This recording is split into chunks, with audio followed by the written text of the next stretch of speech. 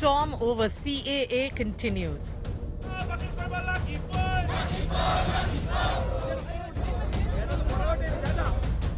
Modi government walks the talk on CAA.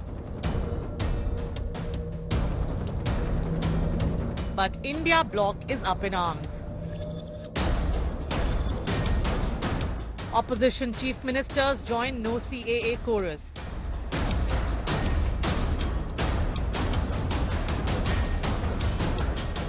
Owaisi fires attack on minority jibe. ये कानून जो मोदी सरकार ने आज से 4 साल पहले बनाया था वो संविधान के खिलाफ है. Modi government versus Team India over CAA. Top focus on 5 Live. And it's a mini deja vu to the kind of politics that played out 4 years ago. Is it going to be CAA agitation 2.0 right before the elections? We'll have to wait and see. Many questions to be asked. Many videos going viral over the Citizenship Amendment Act. I'm Shiv. This is 5 Live. These are the headlines.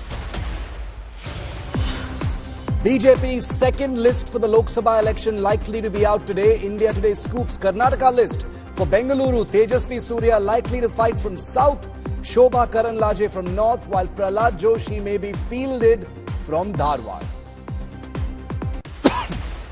Prime Minister Modi ramps up Mission South ahead of the election. Modi to tour 3 southern states from the 15th. Tamil Nadu Chief Minister Stalin hits out, says Prime Minister will spread lies in the state before the election. Chief Election Commissioner speaks after SBI submits data on poll bonds, says the poll panel will furnish all details on time. The deadline mandated by the Supreme Court is 5 p.m. on Friday. Congress moves in for the women vote, announces 5 Nari Nyay guarantees ahead of the election, includes 1 lakh annually for poor women and 50% quota in central government jobs.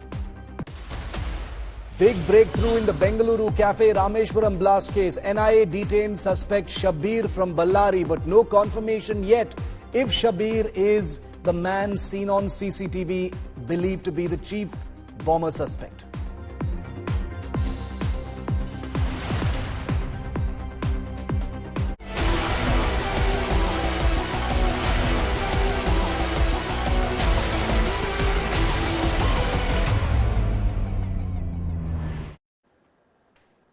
Four years ago, the Citizenship Amendment Act and the attendant agitations in different parts of the country was the biggest headline in media for many weeks together.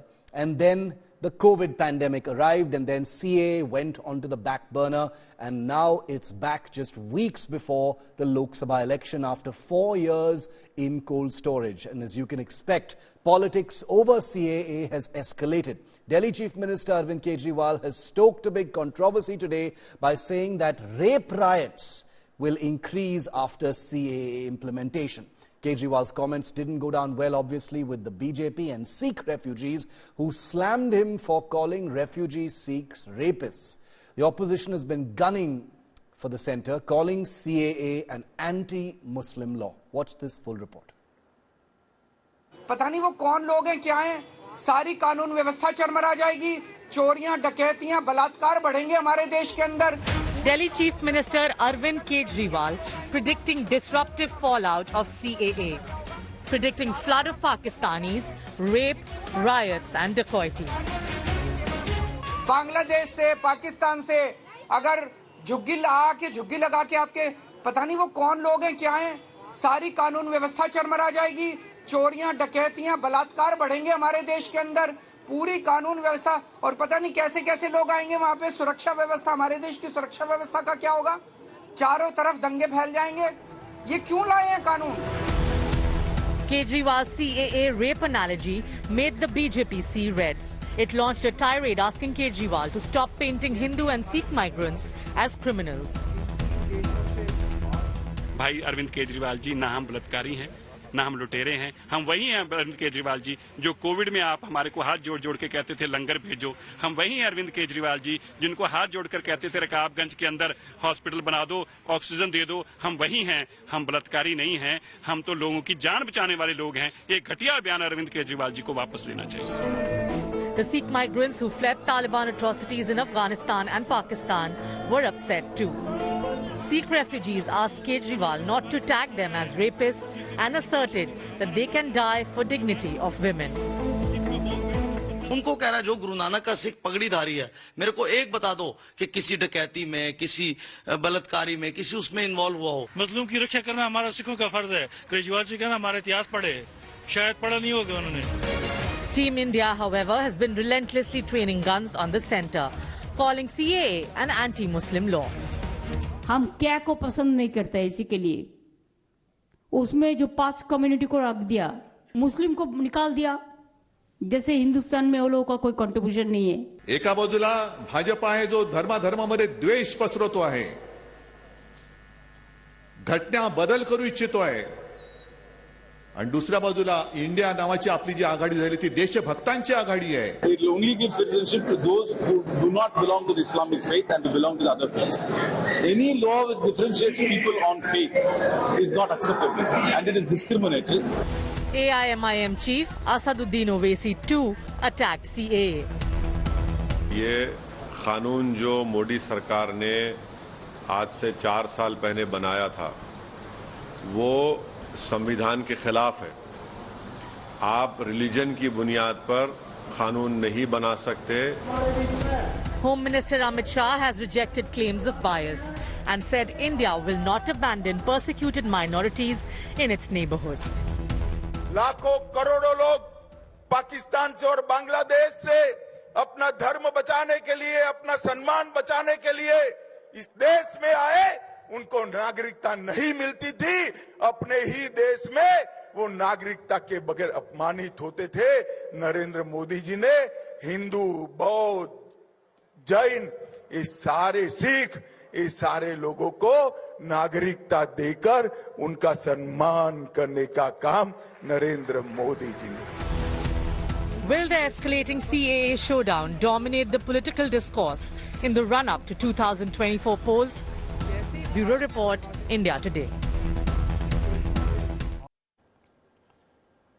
A speech by the current Chief Justice of India's son and an advocate in his own right, Abhinav Chandrachud's 2020 statement on the Citizenship Amendment Act has started going viral on social media afresh. It's a comment from 2020, mind you, but it's been revived now and it's been shared very, very widely on the internet. India Today also spoke to one of India's best-known lawyers, Harish Salve, on the other side, the counter view. Listen to both these takes, very, very important. One in 2020, one today. If Hindus, Christians, Jains, Sikhs, who were a large part of the population of Pakistan, have post its becoming a theocratic state, felt a sense of alienation, and if they want to come to India, it's logical that India gives them citizenship. And that's what we have done. One of the arguments is that it excludes certain categories of religious groups. It excludes Jews. I'm not able to understand why Jews have been left out from the Citizenship Amendment Act. And on social media, when I posted a paper that I'd written, somebody said, well, Jews have Israel. Okay? But we have one of my very good friends is a Jew in Calcutta. Jews also have India. And if Jews have Israel, then Christians and Buddhists have their own countries too. We've included Christians and Buddhists, but we've left out Jews. That doesn't make sense to me. What about Baha'is? Baha'is have no country of their own. We've left out Baha'is.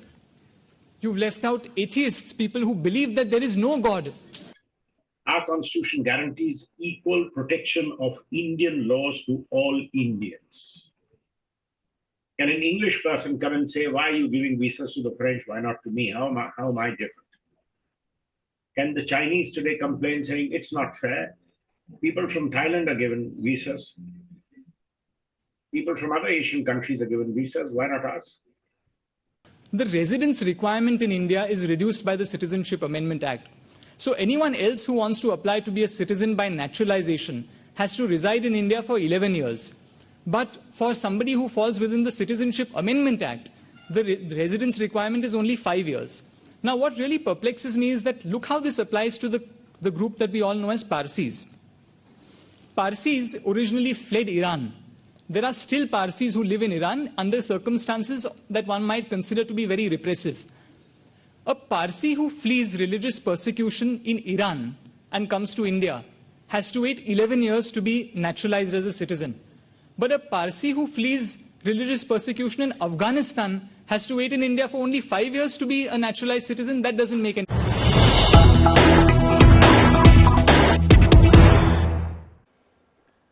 And we've got breaking news concerning Mission 2024. This is the BJP's Karnataka candidate list that India Today's political bureau in Karnataka has scooped. Sources telling India Today that this is the BJP's seat plan for Bengaluru. Bengaluru South, the ticket goes to Tejasvi Surya. Bengaluru Central, PC Mohan. Both of them are sitting MPs. Bengaluru Rural, Dr. Manjunath. Udupi Chikmagalur to Kota Srinivas Pujari. Chikkodi to Anna Sahib Jole. Bidar to Bhagwant Kuba. Gulbarga to Umesh Jadhav. Bellari to Sri Ramalu. Tumkur to Somanna. Dharwad to Union Minister Prahlad Joshi. Bagalkot to Gadigauda. Bijapur Ramesh Jigajinagi. And Bengaluru North to the Udupi Chikmagalur sitting MP Shobha Karanlaje. So some movement, some new faces, some people have been dropped and some people have been brought on board. Let's bring in India Today's Nagarjun Dwarkanath for more on this big scoop from Karnataka. Nagarjun, big takeaways from this list. Break it down for us. Shiv, the biggest takeaway is former Chief Minister, former Union Minister Sadananda Gowda losing his ticket. As we speak, he has just tweeted on his social media platforms or posted on the social media platforms thanking all the voters of Bangalore North constituency for voting him for the last 10 years and giving him an opportunity to be in the cabinet to work with the Prime Minister, which means he has conceded defeat in giving his seat to Shobha Karanlaje. Seems like he has got a call or a hint from the High Command that he has to vacate his seat or being dropped, if I have to just put it plainly.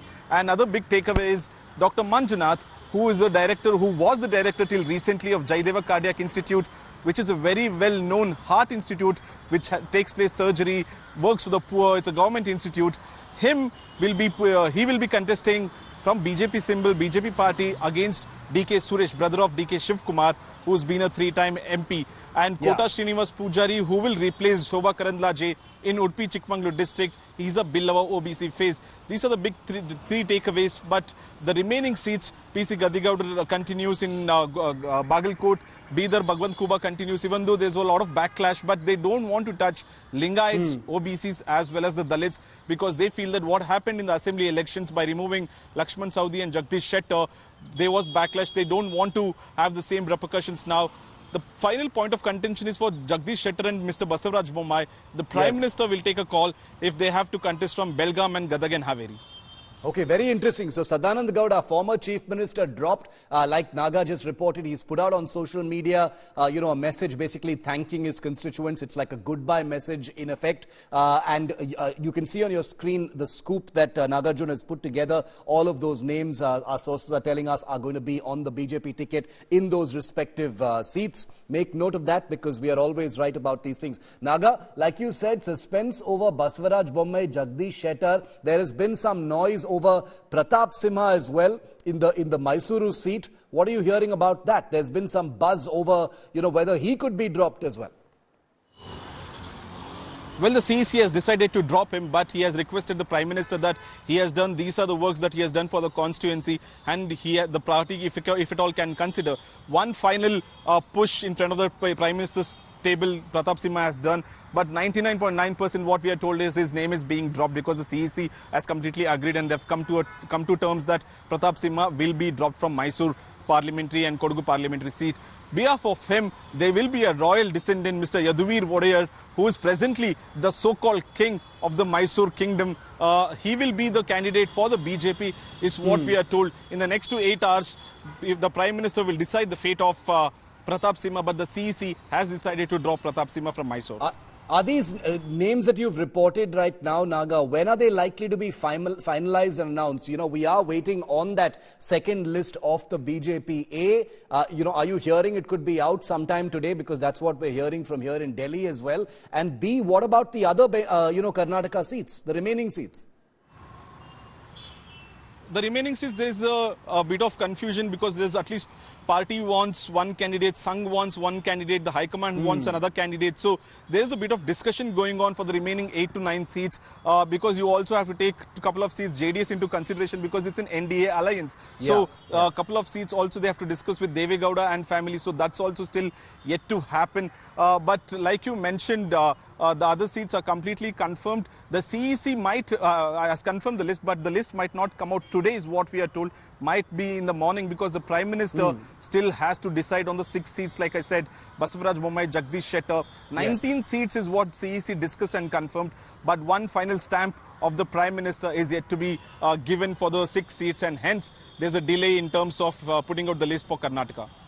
Okay, very interesting. You heard it here first on India Today. We're going to continue to report on that story tonight or tomorrow morning, more likely is when that list will be out. Naga and his team will be on the front bringing you the very latest and a confirmation, remember, of this big